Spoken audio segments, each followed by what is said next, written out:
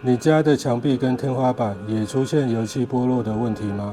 今天这支影片简单几步骤，教你修复剥落的天花板，让它恢复平整又美观。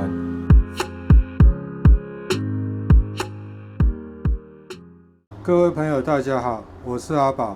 今天这部影片我觉得应该是一个还蛮简单的工作，一直在考虑是不是要拍影片跟大家分享。因为其实有时候一些很简单的工作，如果不拍摄影片的话，手续上面就会变得相当的简单，很快就可以完成。但是如果要拍影片的话，就要花费相当多的时间，准备相机啊，准备一些要讲的内容啊，等等等之类的。再加上影片还要再后制，还要再剪辑，所以有的时候实在是很挣扎，到底要不要拍影片。不过后来我想了一想，虽然这是一个很简单的工作，可是应该还是有一些 DIY 的初学者可能会有需要吧。我们还是不要遗忘了这些观众。尽管这个不是一个很高深或者很困难的工作，但是我的影片风格主要会着重在跟各位分享一些细节的部分。我知道网络上面的影片非常的多，但是我发现有很多影片它都只是讲个大概，很多细节的部分或者一些小诀窍、小窍门，它都没有提到。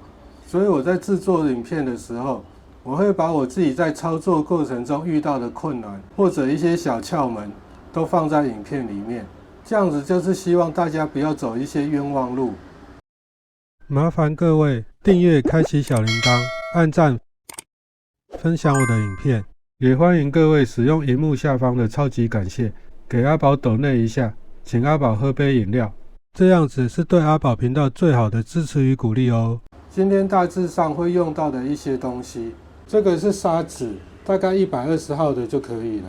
刮刀2个，搅拌棒，再来就是补土跟石膏粉。这边的话是搅拌批土用的板子、油漆以及一个空的桶子。最后电钻一支，如果你有的话。先来看一下它这个状况，这边是一个阳台的天花板。因为很久没有整理了，它这边就出现这个油漆剥落的现象。其他的部分都还好，我们可以稍微看一下。就是这个角落剥落的比较严重，这个部分看起来也不太像是有壁癌的样子，应该只是单纯的油漆剥落。我们今天的影片主要是处理简单的油漆剥落。我们今天不考虑壁癌跟壁癌的处理方式，以后如果有机会遇到壁癌的话，再来跟各位分享。稍微拉近一点看一下它的状况，这样应该可以看得比较清楚。油漆剥落，很有可能这个水泥有一点点小块掉下来。一般来说，这种问题很有可能发生在天花板以及墙壁，但是处理的方式都差不多。简单的来说，处理方式就只有3个步骤。第一个步骤，把剥落的部分刮除；第二个步骤，把不平的地方整平；第3个步骤，漆上新的油漆。基本上就只有这3个步骤。刮除之后，你觉得它还是很平整的话，其实连第2个步骤都不需要做了，就只剩下2个步骤，刮除跟上漆而已。这种刮刀大部分可能都是不锈钢的。如果可以的话，尽量买不锈钢的，这种的比较不会生锈，也可以用的比较久。如果你是要用来 PAB 胶的，就是很有可能你用一次就丢掉，你就可以看哪个便宜就买哪个就好了，用完就扔。第一个步骤，我们就是要把这些翻起来的油漆把它刮除掉，像这样子把它刮除下来。刮起来还蛮舒压的。刮的时候我们要各个方向都刮一下，现在换这个方向刮一下，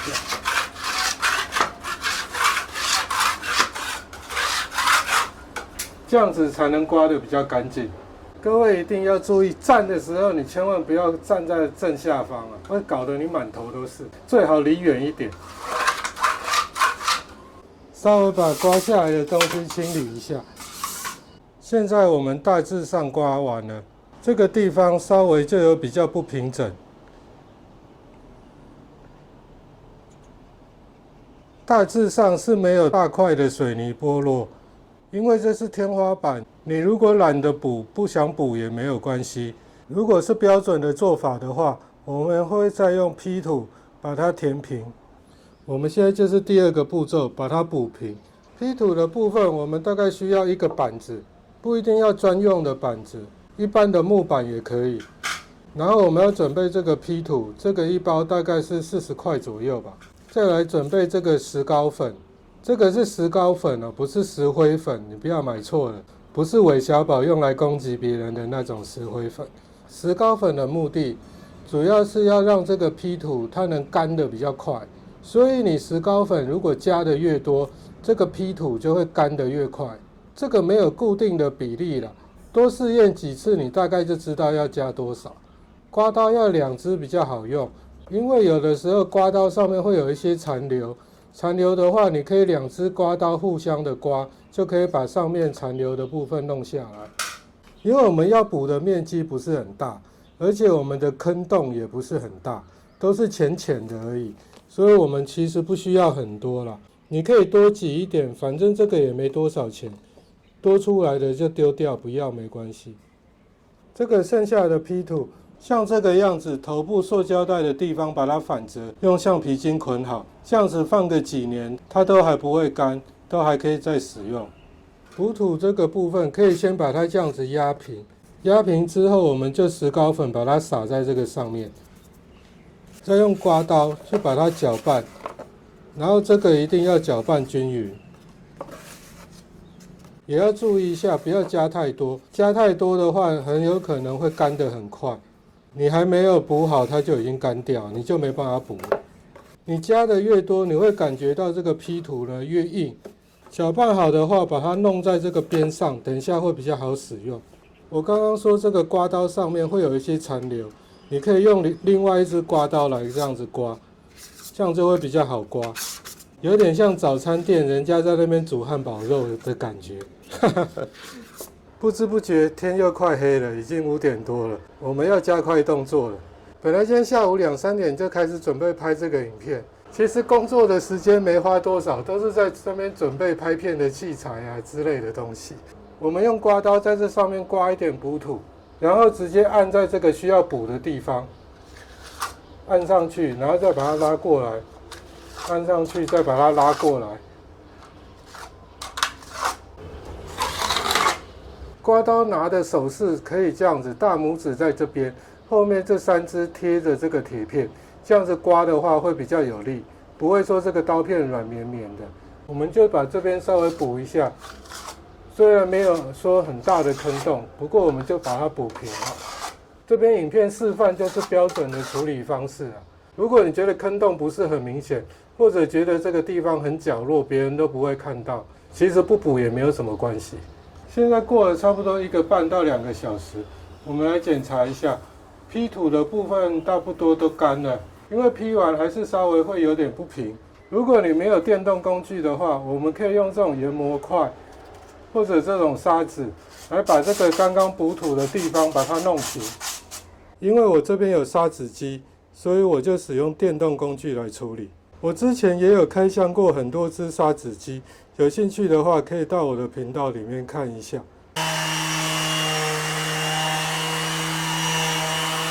研磨完之后再检查一下，如果坑洞比较大的话，你可能需要补土补2次，因为第一次补土在干燥之后它会缩水，缩水它又会凹进去。我这边检查的话，我会考虑再补第2次，过程都是一样的，影片我就不重复了哦。做完第1跟第2个步骤之后，第3个步骤我们就要来上漆了。这个是室内用的乳胶漆，因为油漆放久了之后它会沉淀，颜色会跟水有点分离，所以我们一定要把它搅拌均匀。可以使用一般的竹块来搅拌，或者你可以使用搅拌的工具。我这边刚好有几支搅拌的工具，中间这一支木头的就是我自己自制的，这2支金属就是用买的。像这种长得像螺旋桨的搅拌工具，跟这一种网络上面叫做3型的，除了外形的不同之外，功能上有什么不同，就让大家自己去研究看看咯。一般来说，这种搅拌工具就可以搭配电钻使用。像我这个是1加仑的桶子，如果你是使用竹块，然后你还是新的油漆的话，基本上长度会不太够，会很难用。如果你要买搅拌工具的话，1加仑的桶子，一般建议都要买30公分左右的搅拌棒。我们现在就先把它搅拌均匀。搅拌好之后，我们要看这个粘稠度，因为这个是原汁的，所以加水的话，不要直接往这个里面加，我们要把这个原汁倒到另外一个空桶子里面，然后再另外加水。因为加了水之后，这个漆容易变质，然后发臭。我们先倒一些出来，不够再倒。要加多少水的话，有的油漆上面是会有标示，比如说加5%或者10%。我们就是手感上在刷涂的时候不会很粘稠。跟各位分享一下，我右边这一支搅拌棒，它的头就是6角的，像起子头那样子的。左边这一支它就整个圆饼的。各位在购买的时候，尽量选择右手边这一种的，它可以装在冲击起子机，也可以装在电钻上面，它的相容性比较好。先把边缘这边勾出来，之后我们再刷面。特别是刷天花板的话，油漆不要沾得太多，这样子比较不会一直往下滴。先从角落这个地方开始，边都勾出来之后，我们就可以漆这个面了。像这样子不小心漆到外面的话，因为这是瓷砖，你就拿湿抹布把它擦一下就好。接下来油漆就很无聊了，我就不拍了。等我漆完，我们再来看一下最后效果。这边跟各位分享一下，洗刷子的话，特别是长毛的刷子，上面的话容易会有硬硬的干掉的部分，一定要把它搓掉。刷子的话，可以在水里面这样子一直搓，主要是要把里面刷毛的油漆都弄出来。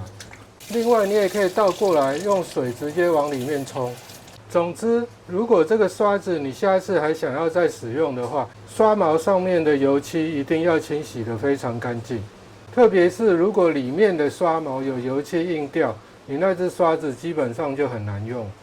我们这边补充一点，我觉得这个油漆的桶子蛮好的。如果你没有这种油漆桶子的话，可以不要把它丢掉，留1、2个下来。除了可以拿来装油漆、刷油漆之外呢，这个盖子呢，千万不要丢掉。以我这个得力乳胶漆来说，它这个塑胶桶配它这个盖子，密封性非常的好。因为有的时候我们刷漆不会只刷1遍，有可能会刷2遍或3遍。你刷完一次，有可能桶子里面还有一点漆，你可以把刷子放在桶子里面，然后把这个盖子盖起来，这样子刷子比较不会干掉，油漆也比较不会粘在刷子上面。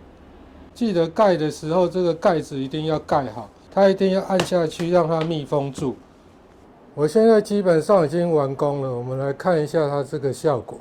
原本最糟糕的就是在这个地方，那我是有大概把整个区块都油漆了1遍，我不止1遍啊，我大概刷了2、3遍。各位可以看一下效果。我们现在再来看一下前后的对比图，这样子应该就很明显了，各位可以参考看看。我们今天的影片就跟各位简单分享到这边。如果喜欢我的影片，记得帮我按个赞，然后分享我的影片哦。我们下次见，拜拜。